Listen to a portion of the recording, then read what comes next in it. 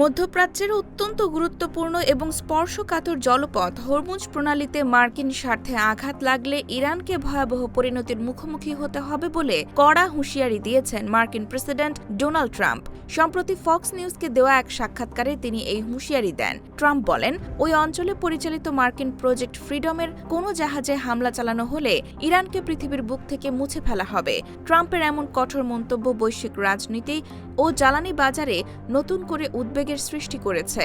Trump স্পষ্টভাবে জানিয়ে দেন, মার্কিন নৌবাহিনী বা তাদের কোনো প্রকল্পে হস্তক্ষেপ করা হলে যুক্তরাষ্ট্র তার পূর্ণ সামরিক শক্তি প্রয়োগ করতে দ্বিধা করবে না। হরমুজ প্রণালী বিশ্বের মোট জ্বালানি তেলের একটি বিশাল অংশের যাতায়াত পথ। ফলে মার্কিন প্রেসিডেন্টের এই হুমকির পর বিশ্ববাজারে তেলের দাম এবং আঞ্চলিক নিরাপত্তা নিয়ে নতুন করে প্রশ্ন উঠেছে। বিশ্লেষকরা মনে করছেন, ট্রাম্পের এই মন্তব্য তেহরান এবং ওয়াশিংটনের মধ্যে চলমান স্নায়ুযুদ্ধকে আরও উস্কে দিতে পারে। এখন দেখার বিষয়, হোয়াইট হাউসের এই কড়া বার্তার পর ইরান কেমন প্রতিক্রিয়া দেখায়।